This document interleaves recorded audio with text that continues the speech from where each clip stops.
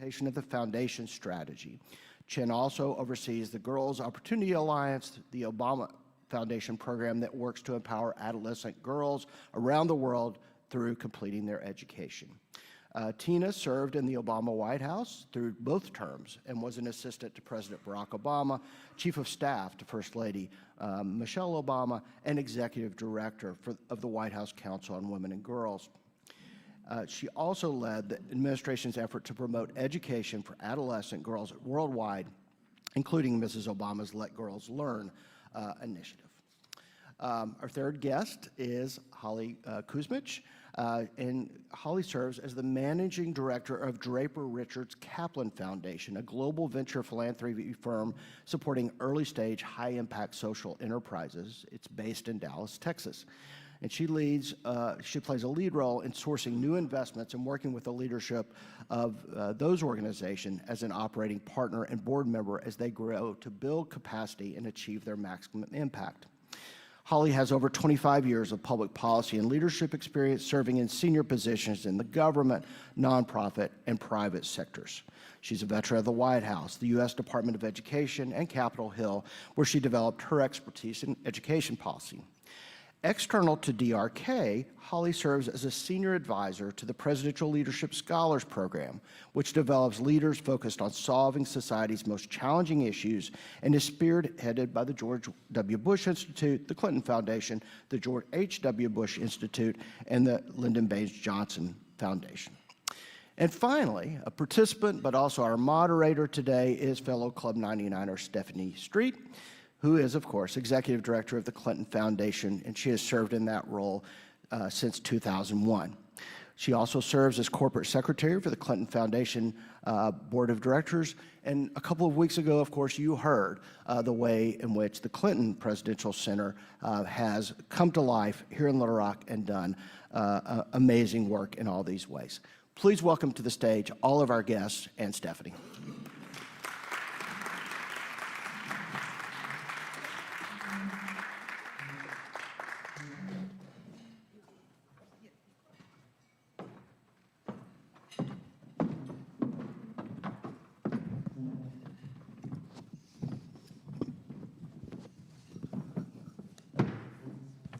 Good afternoon, everyone. It's a pleasure to be back. I feel like I was just sitting here last week. I think it was more than that. I think a couple of weeks ago, but thrilled to be back up here today as we continue to mark the 20th anniversary of the dedication of the Clinton Center. And as Jay mentioned, this weekend we have a number of events, and both President and Secretary Clinton and Chelsea will be here for a lot of fun celebrations and an opportunity to reflect not just on the past and what we've been able to accomplish, but really to double down on our future, our shared future, and how we will continue to be part of the fabric of this community, a very important priority to the Clintons.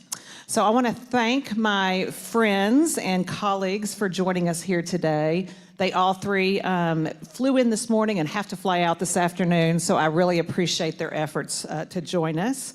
And we're going to talk a little bit today about the impact that presidential centers and foundations, libraries have on the communities where they reside. And they also serve as a vehicle, the presidential foundations for the former presidents and first ladies to continue working on their priorities. So with that, I'm going to start, Tina, with you, because you're sort of, in this group, the newest kid on the block. And I'd love for you to talk a little bit about the Obama Center, how you are really going to engage with the South Side of Chicago, where you're located, and maybe you can give us a secret preview on some of the wonderful, exciting opportunities that will emerge from the Obama Center. I do have a little show and tell. So I'm going to show you all up, I guess. Thank you, Stephanie, for inviting us here. It was my first opportunity to see the Clinton Presidential Center. So it was really fun this morning, and what a beautiful place. And I hope we will live up to this model of presidential centers. So we are. This is our vision. I thought I'd just give you an overview of where we're at. that the start date, just to answer the question that's on everybody's mind, we will open in May, late spring of 2026. So we're getting close to there. Our vision is really across all of the work that we do, because we've been starting and doing work around the world already with a Leaders Program and Girls Opportunity Alliance and others, is to have a world where an active democratic culture fuels positive change. Democratic culture being kind of the through line. And we do it through inspiring, empowering, connecting people to change the world. Remember this picture of the four hands together, because that was the inspiration for this shape of the building. So this will be the museum tower. It is topped off right now. So we're busy installing, the interior of the building, and those concrete letters that you see at the top have already been framed out, and they're on their way to Chicago. It is a quote from the president's speech at the 50th anniversary of the Edmund Pettus Bridge crossing about democracy, and what a glorious task we all have to constantly rebuild our country. But we sit on 19 acres on the south side of Chicago, as Stephanie mentioned. This is our map. We will have, it's all on Chicago Park District land. If the top that would be looking east is the lakefront and a lagoon there, we're restoring a lagoon walkway. We've got a restoration of the Women's Garden from the 1894 World Exposition. We are on the site of that World Exposition. We're just south of the Museum of Science and Industry, if you know that, in Chicago, which is the last remaining building from the exposition. The Women's Garden was a feature of it. We've restored that. It's also the place where we dropped a cistern to catch our gray water, so the rainwater, so all our gray water will be serviced from there. The museum tower I just showed you is the yellow box. We'll have a low-rise forum building with an auditorium and a media center and a restaurant. Then we have a Chicago Public Library branch. And on the top of that, a fruit and vegetable garden as a nod to Mrs. Obama's garden from the White House. All of those buildings surround the open plaza in the center there, which is an open air plaza, the John Lewis Plaza. We will have a great lawn, 1.5 acre playground, a wetland walk, and then on the far south side, all the way to the right there, is our home court, which is our athletic center. The only ticketed space on the 19 acres is the museum tower. The rest of it is all open Chicago parkland. We are located on the south side of Chicago. That OPC is where we are located. Our current offices are about a mile north, but we are directly adjacent to 3 of the most disinvested neighborhoods in Chicago: Washington Park, Woodlawn, and South Shore, which was a very deliberate choice. It's very near where Mrs. Obama grew up, but we wanted to put a major, development on the south side. To Stephanie's point about how we fuel communities, this is one of the ways we want to see how what we're doing will fuel that. And so you see here some of the statistics through the spring of what we've been doing. We did a very deliberate work as we were getting ready for construction with some of the trade partners in the unions to try to train people from the south and west sides to have a diverse workforce. I'm really pleased to say that we have placed people, not just on our work site, but throughout Chicago. And our demographics, of who is on our construction site are 55% Black, 30% Latino, 28% female, and over half of them are coming from the southwest and west sides of Chicago. So it's we will continue to do that with the hiring that we will do for our museum. And then this is an example of the kind of economic impact we foresee. The Chicago Community Trust did this analysis when we first opened about, headline being about $3 billion to flow into Cook County in the first 10 years. And I think, that is an aspiration that all of us have. And I know here at the Clinton Center, you have an incredible track record of what you've been able to do here in Little Rock. That was exciting. We all look forward to getting our invitation in the mail. Oh, absolutely. Yeah, come visit us. Absolutely. come and see us. I love, it's really interesting to me when I first left the White House and had never had any kind of engagement or really didn't know what I was doing in terms of trying to help build this presidential library here. It was amazing to me how supportive all the Presidential Foundation and libraries are of the next one, and how the Bush 41 welcomed me with open arms. I had an opportunity to go to the Carter Center, and I don't know what I was thinking why they wouldn't, but all of the lessons they learned, what you should do, what you shouldn't do, they shared that with us. And early on, when you all were planning, Bruce and I did several calls with your team and shared, and you all have been through some of the same challenges that we had, lawsuits and otherwise. A lot of Yeah. lawsuits. That's par for the course in Chicago. Yeah, You're gonna build on the lakefront. But you're right, Stephanie. I mean, it is a great example of bipartisan. It really this is. we all talk to each other across. The Bush folks have been incredibly supportive of us as well. As has Paige and I have spent a lot of time together talking. Our museum team has been all yes. over when we were share the same designing. exhibit designer. That's right. Yeah. We do share the same exhibit designer. And so that kind of spirit of how we share a history, we share, I think, a devotion to not just who our principal was, but how they sit in American history and how we are part of a fabric of American history, which extend across party lines, across decades, across this real rich, diverse history of our country. And I think another interesting fact is we don't see each other as competitors. We see each other an opportunity for, if someone comes and has a great visit at the Clinton Center, our hope is that they will then travel to Atlanta, to the Carter Center, to the Bush Center, because as you said, I think our presidential libraries are really America's finest history museums because they take that snapshot in history and talk, again, not just about their president, but their country and their world at the time they served. And it's really fascinating. We're all doing civics, as we talked about Yes. just before, that we will actually have a wing in our museum totally devoted just to teaching in a very creative way around civics. Yes. President Obama really wanted that. So we're talking about separation of powers and the first, the Bill of Rights and, You're what taking that one of my looks like. questions here. So, Yeah. Oh, so I'm yeah, sorry. that's I'm okay. sorry. Just kidding. I'm sorry. I'll stop here. No, but it's very exciting. We're all very excited about the Obama Center. Holly, you and I have had the opportunity to work together for many, many years. Holly, as you heard Jay mention, worked in senior positions in the Bush administration and most recently served as the executive director of the Bush Institute in Dallas before she took on her new role.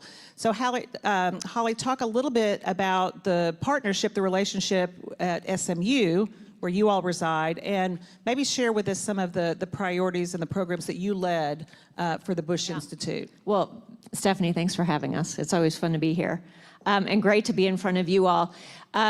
So something that Stephanie mentioned, every presidential center gets to decide sort of how they formulate not only the work that they do, what the museum looks like and covers, how the foundation's going to be involved, where they're going to be located, what the grounds are going to look like and what's on the grounds. And just a little bit of background, we're the third presidential foundation in Texas. There's LBJ in Austin, there's George H.W. Bush in College Station. So when President and Mrs. Bush 43, we call him 43 and 41, I worked for 43. When he was leaving office, it was time to decide where are we going to locate the library and foundation. They knew they wanted it co-located. So if for anybody who's been to Dallas and been to the Bush Center, the museum and the institute, which is the foundation, are co-located in one building. They needed to decide where in Texas it was going to be, and they actually were wide open in thinking about where they were going to go. They had lived a lot of their younger lives in Midland, Texas, out in West Texas. They had lived in Dallas for a time. Obviously, when he was governor, he was in Austin. So they actually had universities, which they knew they wanted to be affiliated with a university, but still have it be a separate foundation. They had to decide where to go. And so number one, there was a competition about where to go in Texas. And Austin and College Station already had those. We had the Baker Institute at Rice. So that was already in Houston. And Laura Bush won the day. She's a graduate of SMU. And so it ended up in Dallas for a whole variety of reasons. But she also had a strong point of view and said, I think it should be in Dallas. So we ended up in Dallas. And we are located on SMU's campus. And so SMU competed very hard. Gerald Turner, who's the president of SMU, is still there and retiring this year, made a big push to get that on campus, to the consternation, I will say, of a lot of his faculty, which he pushed through, and was convinced this was going to be good not only for SMU, but for Dallas as a whole. And, it's been, the Bush Center opened, the Institute started its work in 2010. The Bush Center opened in 2013. So it's been open as a building for 11 years now. And that partnership with SMU is really, really strong. Now, one of the things George W. Bush got to see from his dad's library and foundation was he thought a lot about what do I want this relationship to be like with our academic partner. And he wanted there to be some lines of separation. That was important, I think, in the early days when some of those faculty members, they were candidly very nervous about having the Bush Center on campus. They thought it was going to be a very sort of partisan think tank. And 11 years later, I think they're thrilled with what they've seen, because that is not what it is at all, and that's generally not what presidential foundations and centers are in terms of the work that they do. So in terms of the relationship with SMU, we have a joint endowment with SMU. We build joint faculty appointments. We have joint fellows. We host interns every single semester from SMU. We've got research projects underway. We were always looking for ways that we could build that partnership, but we wanted to build it organically and let it grow, as opposed to sort of come in day one and have a very clear kind of agenda and point of view that was going to make people nervous. And we've let that build over time, and I think it's been really successful. Thanks, Holly. Paige, the Carter Center is just really world-renowned for the work that they've done on peace and security, monitoring of free and fair elections, the work on guinea worm disease. Talk a little bit, and you're located with Emory. Talk a little bit about the relationship with Emory, but also talk about some of the current priorities of the substantive work of the Carter Center, and then most importantly, tell us a little bit about how President Carter's doing. I think he just recently celebrated his 100th birthday, which is astounding. He did. Well, thank you, and it's wonderful to be here. Much to my colleagues' information, I was not aware of the connection as much with SMU.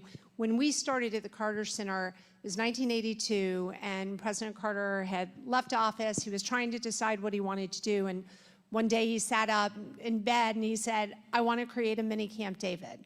And that's how the Carter Center, the Carter Presidential Center, came to be. But he was a little worried that it might not be so successful, so he said, we'll align with Emory. We're not going to be on campus, but if the whole thing goes down, at least Emory University will have something behind, we can merge into Emory. So that was 40 years ago. We broke ground in 1982, and the building was up by 1984, and we've now been around for 40 years. And one of the dreams that President and Mrs. Carter had was this mini Camp David would bring people together to do conflict resolution, much like he had done at Camp David for the Israel-Egypt conversations at the time. So we have been that way for quite some time with Sudan, with many conflict areas. We've been throughout the world. They have come to the Carter Center. It's very much a working set of office spaces. We are with the library and the museum, like down to the carpet square, much like the Bush Institute is. And so NARA, the National Archives, runs the library and museum, and we run the center. And in the last third of the museum is actually dedicated to the last 40 years of what President and Mrs. Carter have been doing.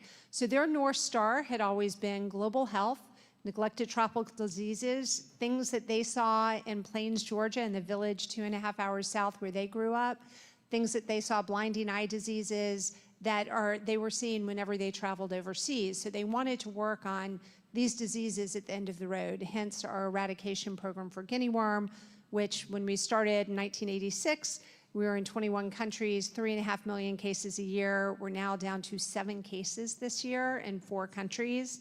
It will be only the second human disease ever eradicated and the first done without a vaccine, like smallpox. So that is our North Star in the global health side. And on the peace side, the whole intent is really to bring world leaders together and to try to have difficult conversations in a place that is, as Holly was saying, not intended to be political, but intended to actually bridge, much like the bridge is here, to bridge the gaps between whether it's fighting warlords or whether it's governments and borders. And so those are the programs we still run. When I came in 2020, I had lived overseas most recently, and when I came back to Atlanta, I saw the political polarization that was happening in the United States. So our election programs, we've worked on 40 elections in 40 different countries overseas, and I thought, well, our backyard's kind of a mess. And so bipartisan, we work with the Gerald Ford Center, the McCain Institute, lots of other centers to try to bring back the integrity of our elections. And as far as President Carter is doing, Mrs. Carter died a year ago, last month. And as many of us know, you sort of assume when someone loses a life partner after 77 years, he will follow. He's now been in hospice almost 2 years. He turned 100. He voted in this last election, and his vitals are better than mine. It's just shocking. Unbelievable. So he is no longer an active part of the center, although occasionally I do get a call asking what the guinea worm number is this month. But he still cares deeply about all of this. But again, we all come to this with supporting our bosses, and what they have created in their post-presidency is equally as impressive as all of the history that the libraries and the museums tell people about what they did in their 4 or 8 years in office. And so for us, that's a big part of why this center is connected with the library and the museum. It's interesting that you raised that point, because I think about my own career, and I obviously spent all 8 years in the White House, but I've spent longer than that, more than twice as long here as at the foundation, since we started in February 1st, 2001 is when I started here at the Clinton Foundation with one other person, Linda Dixon, who some of you, I'm sure, remember fondly, who's still here in Little Rock. I want to pick up on something you said about the partnerships with other presidential foundations and libraries and centers. Many of us work together on a number of programs. And Holly, I'm going to start with you. I had an opportunity a couple of weeks ago with Mike Hemphill to talk a little bit about the Presidential Leadership Scholars Program, this incredible cohort of leaders working across differences to solve some of our world's most pressing challenges. You have been deeply engaged in that work and still are, even though you're no longer at the Bush Center. Talk a little bit about the PLS program and some of the parts of it, or some of the pieces of the program that are the most meaningful and impactful to you, and the other presidential centers that we work with. Yeah. So PLS, Presidential Leadership Scholars, is celebrating its 10th anniversary. And I've gotten to work with Stephanie and Bruce Lindsay on it since day one, back in 2013, when we hatched this plan to create this program. And here's what it is, and sort of why it came to be, and why these 4 presidential centers, because I think some people come to us and always say, well, why isn't Carter there? How did we think about that? There was very much sort of a regional theme to it, right? I mentioned that we have 3 presidential foundations in Texas, and then of course, close by in Little Rock, we have Bill Clinton. And when you think about LBJ, the 2 Bushes, and Bill Clinton, 2 Republicans, 2 Democrats, representing a part of the country that doesn't always get as much attention as some of our coasts. And so we came up with this idea that we were gonna create a leadership program built around lessons from those presidencies, but that was not a historical sort of legacy program. Let's just understand history and what happened, but how to apply all of those lessons that anybody working in a presidential administration can apply to their own leadership in whatever role they're in, whether it's in the public sector, the private sector, nonprofit, military, et cetera. And so we set out to launch this program. We did that 10 years ago. It's for mid-career professionals all over the United States. It's a 6-month program. Once a month, they come to each one of the 4 presidential centers. We also go to Washington, D.C., and now we go to Philadelphia. So there's a real grounding. We always start out at the National Archives. There's a grounding in sort of the history of our country, our founding fathers, the office of the presidency, not necessarily the presidents themselves. And then we've developed this entire curriculum, which is, it was really fun to develop because we also looked at these 4 presidents and said, how do we build a leadership program that takes sort of the real strengths of each of those presidents? So when we come to Little Rock, we talk about vision and communication with Bill Clinton, who was a master. When we come to Dallas, we talk about decision-making with George W. Bush. When we go to Austin and study LBJ, we talk about influence and persuasion. And then when we go to George H.W. Bush, we talk about strategic partnerships, all the relationships he had with world leaders and how he navigated challenges in the world. And so we pull from those themes. And the thing that I think we had not fully appreciated and hoped would work, and I think we're wildly thrilled with how it's worked 10 years later, is, you know, we selected that first class 10 years ago, and also had to think about, we were able to build a program where President Bush and President Clinton in particular are very active in the program. They speak to the scholars every year, but we wanted to make sure this was longstanding and not just sort of built around their persona. And we've done that. The people who now apply to the program want the program because of the other people. And in this time where we've gotten even more and more partisan, it is a highly bipartisan group of people. So when you have 2 Republicans and 2 Democrats, you have people willing to come to a program, even if they say, how many people have I interviewed who've said, I do not like George W. Bush, and then I met him. And I heard him talk about the way he made decisions. And I don't agree with him, but I at least can have an appreciation for how he thought about things and how he made decisions. And vice versa. And that network is now 500 people strong across the country, several of them here in Arkansas. And every time there's a challenge in this country, they all get together and figure out like how they're a group of optimists. How do we figure out how to just keep moving forward? How do we work together on projects across the country? And it's been really fun to just work on it too. Every time the scholars see us in the back of the class, they'll see me and Stephanie sitting at a table next to each other, and they'll say, do you actually like work together?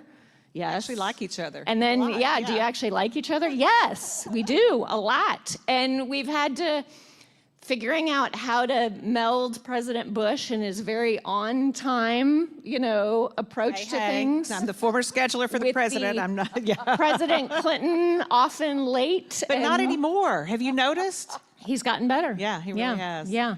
Anyhow, it's been a lot of fun to just like work through those things. How do we build something jointly? It's possible. Showing people it's possible to get 4 presidents and 4 different teams together to build this has been really fun. Thanks, Holly. Paige, you talked a little bit about your partnership and work with the Ford Foundation. Talk a little bit about some of the partnerships and how you all work together. Sure. Well, again, because we had not done anything domestically, all of our work had been overseas except for Mrs. Carter's mental health work. It wasn't until we started looking in our own backyard and recognizing that we couldn't do elections overseas if we weren't focused on building the integrity of the elections here.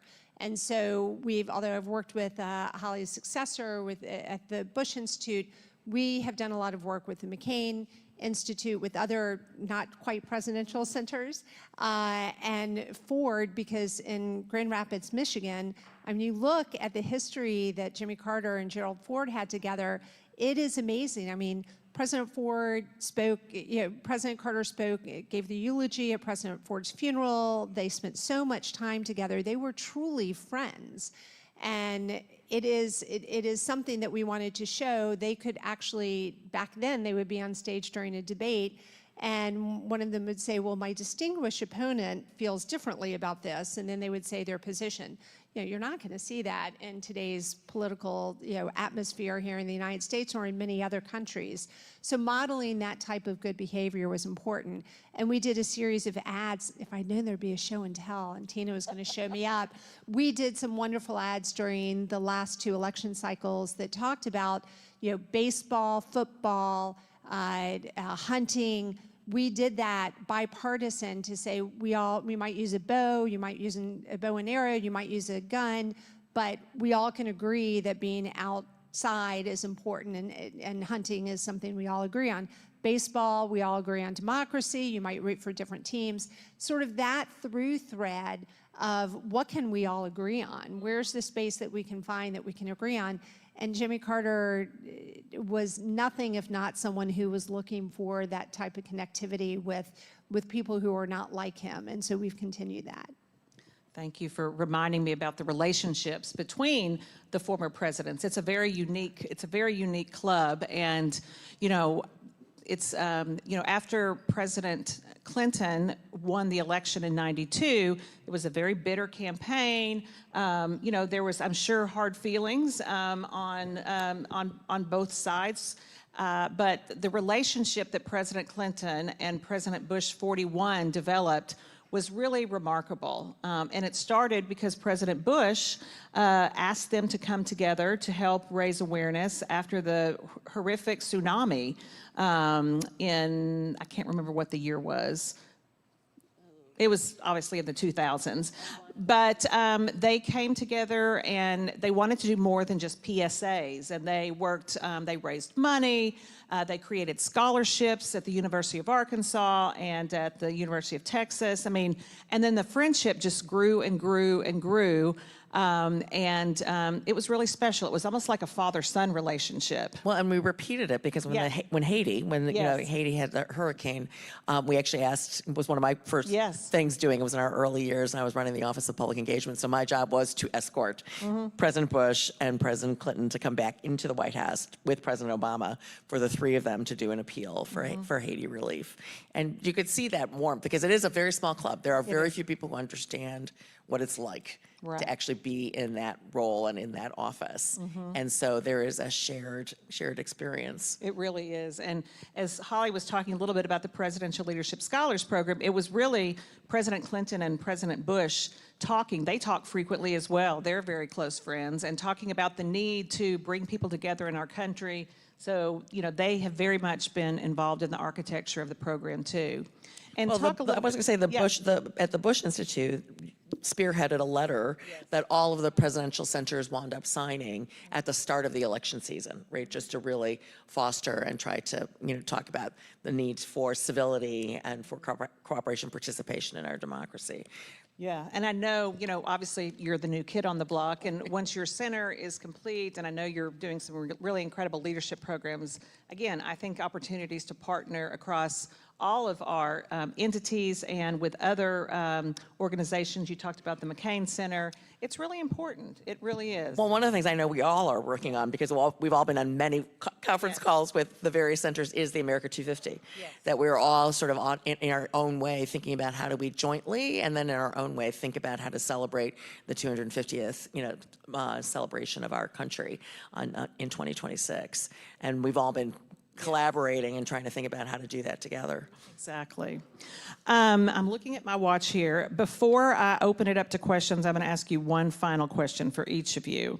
And I'm going to put you on the spot a little bit. Tell us something about the president you worked with that is surprising or something you wish people knew more about him. And you can talk about your first ladies as well. I don't want to leave them out. Right. I'm starting with you. Oh, you're looking at me. Yeah, I'm looking at you, sister. Surprising.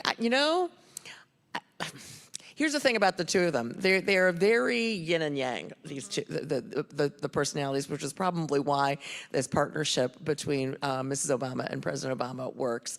As for example, he is completely the late night owl and the late riser. So it was sort of well known that you could not, when we went on a foreign trip, schedule too early a meeting for the president in the morning because he would be up late at night. Mrs. Obama, on the other hand, had developed a practice when the girls were little, she writes about this in her book, of being able to get up at 5 in the morning to work out because that was the time she could leave the house and work out, and she has kept that. That is her schedule. So I would have to be up to make sure I could look at my BlackBerry at 6 o'clock in the morning to look for messages from her. So that's and it is interesting when we do overseas trips to travel together to try to figure out how you coordinate that schedule. The other thing because of First Ladies, is that the presidential team would frequently just schedule, let's just land and go right to a meeting. It's like, no, because if we land, she needs 2 hours to get ready to do a tarmac greet, which is the big thing that gets photographed when you land in a foreign country. So we would actually make them flip. They used to, on his solo trips, travel overnight, land in the morning, get up and go. It's like, oh, no. We will travel overnight, get to the hotel, and then we're going to do the greets the next morning because, their side just didn't understand what it takes. What it takes. There's an expectation. Yes, for sure. Holly. Well, I think some people know this about him, but not everybody does, and I'll just emphasize it. President Bush has become a painter in his post-presidential life. And Laura Bush always jokes that when he was in the White House, you know, you get to have this amazing art on the walls from the National Gallery, et cetera, and he paid no attention to it and had no eye for it at all. And then in 2013, he read Painting as a Pastime by Winston Churchill and decided, you know what, like, you know, you have a lot more free time when you're in your post-presidential life. And he was busy working on the Bush Institute and other things, but he still had free time, and he said, I want to learn to paint. And he and Mrs. Bush have a good friend in Dallas who's an artist, Pam Nelson, and he called her up and said, Pam, find me an art teacher. So she did, and he started painting, and he has been at it for 11 years since. He now has an art studio at his house in Dallas. He has an art studio he built at his ranch in Waco, and he has an art studio at the house up in Kennebunkport, Maine. And he spends, if possible, 3 hours a day painting. And he has several portraits hanging in the Bush Center. He mixes all of his own color. And this was something that was funny. When I was working for him leading the Bush Institute, we were doing a project on trade and economic growth. And we had this whole website that was comparing countries on trade issues. And we were showing it to him. And do you know what his question was? It wasn't about trade policy. He said, I like the color palette you've picked for how you show, you know, different countries and how they're doing. I thought I did not anticipate that question. I had worked for the man for 15 years at that point, and I thought his mind has shifted. He still cares about trade policy.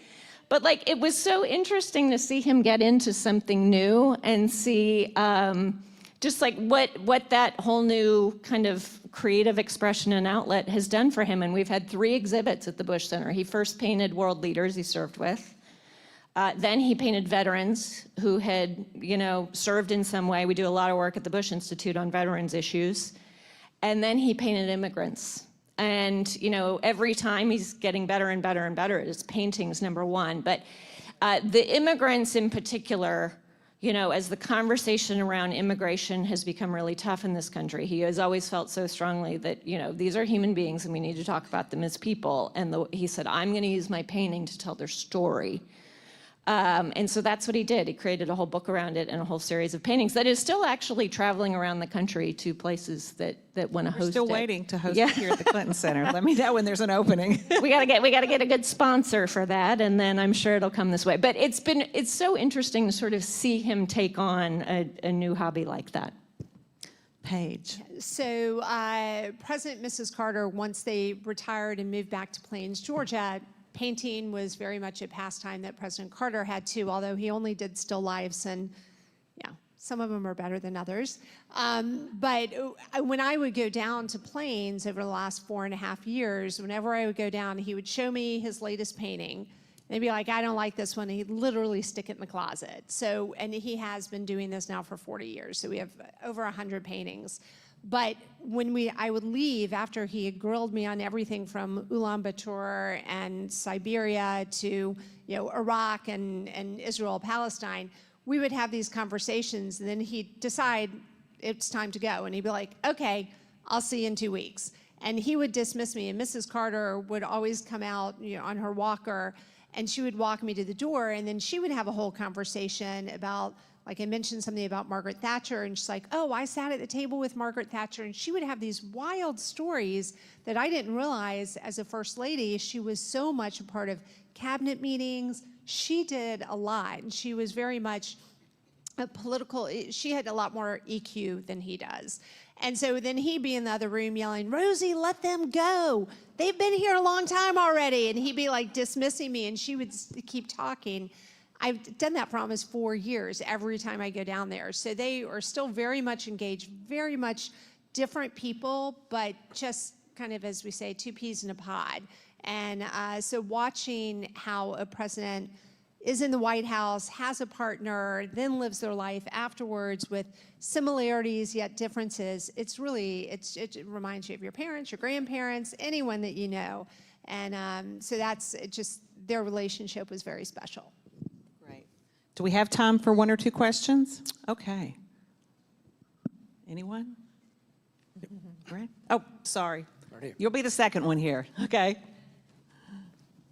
I'm just curious, does anyone know, is there a Trump library? What's happening there? I'm going to pass the mic to my colleague Jay Barth from the National Archives I've just Presidential heard Library. nothing about it. And is there a reason for that? I'm just curious.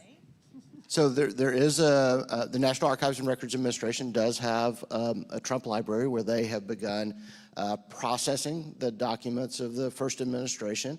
They have a staff, I believe, of about 20 folks that are working. I mean, they've got millions of documents and lots of artifacts. And so they are processing that. They are now still in the window, the first 5 years after an administration. There is a window where the Freedom of Information Act yet does not apply. And so they are getting ready for that.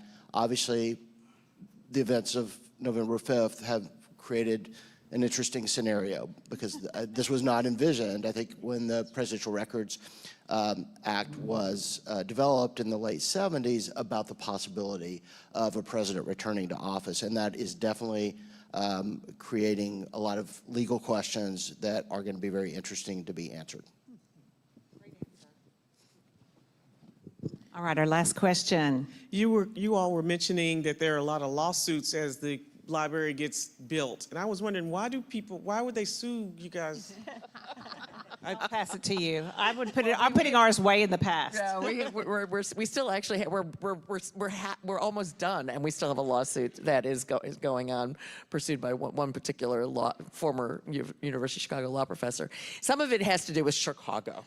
As a Chicagoan, I will just say, you try to do a big development in Chicago, the Lucas Museum being one example that they left, and went to Los Angeles because of the lawsuits. When you build on Chicago Park District land on the lakefront in particular, it stirs up, the Friends of the Parks, a lot of people who believe, you can't violate sort of what was Olmsted's, great plan for we said we were actually returning it more to what it was like because we tore up a street. That was very controversial, but I kept saying, Olmsted did not plan for a 6-lane, basically highway through the park. We're returning it to what he had. But that is very, for us in Chicago, kind of a normal thing where it went through a lot of litigation. It went through a lot of back and forth with the neighborhood around, we did not sign a community benefits agreement, although people wanted us to. But we've worked very closely with the neighborhood to try to make sure that whatever development happens is more responsible. We actually created a separate 501c3 together with the University of Chicago and the city to do development work in the neighborhood, and they're doing some really interesting work on vacant land reclamation and small business. They're creating a cooperative of all the small businesses in the neighborhood so they can actually bid for, to be our suppliers in our contracting and procurement process when we open. But it really is kind of land use, I think. We were not built with any public funds other than sitting on Chicago Park District land. There's no public funds. We are actually a slightly different model than the others because we were the first records where we said 95% of our records are digital. We don't actually need to build a building to house the paper anymore. So we are not a National Archives facility. We are the foundation, and it's not separate. We own all of the buildings and built them all with private donations. And we have a relationship with what is a Obama Presidential Library within the NARA system, where we borrow. They will be a virtual library. They won't have a physical space. They're going to put all of their archives up digitally. We've given them money to help digitize the records, and we are borrowing things like Mrs. Obama's dresses, original speech with handwriting on it from the president, letters from constituents that we want to display in our museum, and we'll continue to do that like any museum would borrow from the National Archives. So the digitizing of, well, that would be good. we gave that, they're doing a whole thing where they're trying to modernize actually how they digitize records at the National Archives. It's been a long process. Thank you all so much. Please join me in thanking my friends and colleagues for joining us today.